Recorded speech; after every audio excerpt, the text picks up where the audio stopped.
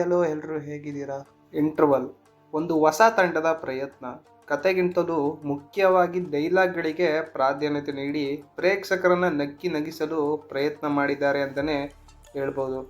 Bharat verse ಅವರು ಈ ಚಿತ್ರಕ್ಕೆ ನಿರ್ದೇಶನ ಮಾಡಿದ್ದಾರೆ. ಸುಖಿ ಅವರು ಕತೆ, ಚಿತ್ರಕಥೆ ಹಾಗೂ ಸಂಭಾಷಣೆಯನ್ನು ಬರೆದಿದ್ದಾರೆ. ಶಶಿರಾಜ್, ಪ್ರಜ್ವಲ್ ಕುಮಾರ್ ಗೌಡ, ಸುಖಿ ಅವರು ಪ್ರಮುಖ ಪಾತ್ರವನ್ನು ಮಾಡಿದ್ದಾರೆ. ಹದಿಹರೆಯದ ಹುಡುಗರ ತರಲೆ ತಮಾಷೆ ಒಂದೆರಡಲ್ಲ, ಆದರೆ ಎಲ್ಲದಕ್ಕಿಂತಲೂ ಒಂದು ಇತಿಮಿತಿ ಬೇಕಾಗುತ್ತೆ. ಜವಾಬ್ದಾರಿ ಬೆಳೆಸಿಕೊಳ್ಳಬೇಕಾದ ವಯಸ್ಸಿನಲ್ಲಿ ಅಷ್ಟೇ ತರಲೆ ತಮಾಷೆ ಮುಂದುವರಿದರೆ ಜೀವನ ಕಷ್ಟ ಆಗುತ್ತದೆ. ಅಂಥ ಹುಡುಗರ ಕಥೆಯನ್ನು ಇಟ್ಟುಕೊಂಡು ಇಂಟರ್ವಲ್ ಸಿನಿಮಾ ಮಾಡಲಾಗಿದೆ. ಹೊಸದಾಗಿ ಹೊಸ ಕಲಾವಿದರು ಈ ಸಿನಿಮಾದಲ್ಲಿ ನಟಿಸಿದ್ದಾರೆ. ಪ್ರೇಕ್ಷಕರನ್ನ ನಗಿಸಬೇಕು ಎಂಬುದೇ ಈ ಸಿನಿಮಾದ ಮುಖ್ಯ ಉದ್ದೇಶ. ಆ ಉದ್ದೇಶ ಎಷ್ಟರ ಮಟ್ಟಿಗೆ ಈಡೇರಿದೆ ಈ ಸಿನಿಮಾವನ್ನು ನೋಡೇ ತಿಳ್ಕೋಬೇಕು. ಇಂಟರ್ವಲ್ ಸಿನಿಮಾ ಕತೆ, ಒಂದು ಹಳ್ಳಿಯಲ್ಲಿ ಮೂವರು ಸ್ನೇಹಿತರಿರ್ತಾರೆ.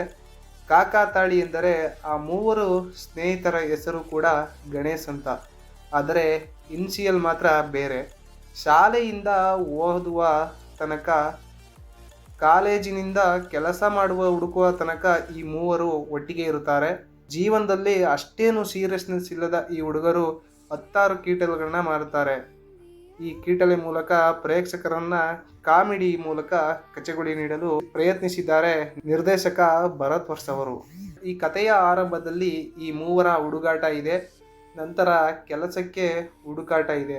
ಇಡೀ ಸಿನಿಮಾವನ್ನ ಈ ಹುಡುಗಾಟ ಮತ್ತೆ ಹುಡುಕಾಟದಿಂದ ಆವರಿಸಿಕೊಂಡಿದೆ. ಕಾಲೇಜ್ ಕ್ಯಾಂಪಸ್ನಿಂದ ಊರಿನ ಎಲೆಕ್ಷನ್ನಲ್ಲಿ, ಅಂಗಡಿ ಕಟ್ಟೆಯಲ್ಲಿ, ಹೀಗೆ ಎಲ್ಲಿಯೇ ಹೋದರೂ ಈ ಮೂವರು ಗಣೇಶರ ಹಾವಳಿ ಇದ್ದೇ ಇರುತ್ತೆ. ಅದು ಅತಿರೇಕಕ್ಕೆ ಹೋದ ಮೇಲೆ ಊರು ಬಿಡುವ ಪರಿಸ್ಥಿತಿ ಬರುತ್ತದೆ.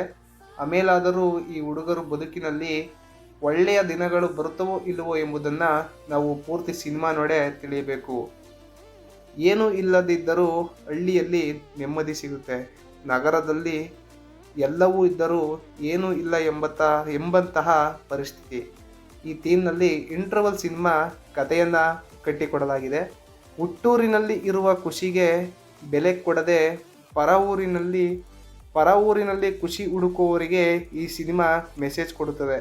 ತಂದೆ ತಾಯಿ ಪ್ರೀತಿಯನ್ನು ಕಡೆಗಣಿಸಬಾರದು ಎಂಬ ಪಾಠವನ್ನು ಮಾಡಲಾಗಿದೆ.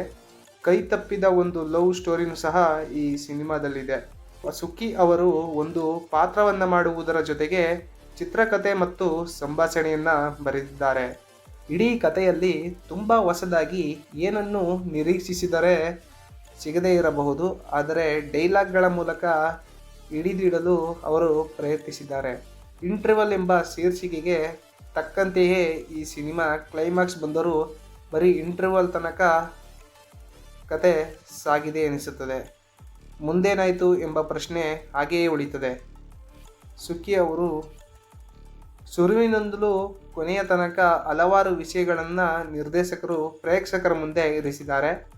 ಆದರೆ ಆ ಎಲ್ಲ ವಿಷಯಗಳನ್ನು ಒಂದು ಸರಿಯಾಗಿ ಚೌಕಟ್ಟಿನಲ್ಲಿ ಕೂರಿಸಲು ಸ್ವಲ್ಪ ಹಿಡಿದಿದ್ದಾರೆ ಅಂತಲೇ ಹೇಳ್ಬೋದು.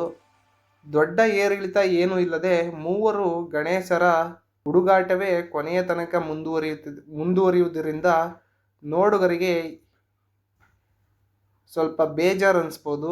ಇದರಿಂದ ಈ ಚಿತ್ರದ ಅವಧಿ ಕೂಡ ದೀರ್ಘ ಎನಿಸುತ್ತದೆ. ಇನ್ನು ಲವ್ ಸ್ಟೋರಿಯಲ್ಲಿ ಕಾಡುವ ಗುಣ ಸ್ವಲ್ಪ ಮಿಸ್ ಆಗಿದೆ ಅಂತಲೇ ಹೇಳ್ಬೋದು. ಡೈಲಾಗ್ಗಳನ್ನು ಕೇಳಿ ಎಂಜಾಯ್ ಮಾಡುವವರಿಗೆ ಈ ಸಿನಿಮಾ ಮನೋರಂಜನೆ ನೀಡುತ್ತದೆ. ಒಟ್ಟಿನಲ್ಲಿ ನನ್ನ ಪ್ರಕಾರ ಈ ಸಿನಿಮಾ ಆವ್ರೇಜ್ ಅಂತಲೇ ಹೇಳ್ಬೋದು. ನಿಮಗೇನು ಅನಿಸುತ್ತೋ ಈ ಮೂವಿನ ನೋಡೇ ನೀವು ಅರ್ಥ ಮಾಡ್ಕೋಬೇಕಾಗಿದೆ. ಸೈನಿಂಗ್ ಆಫ್ ಚೆಂಡು ಟಾಕ್ ಕನ್ನಡ.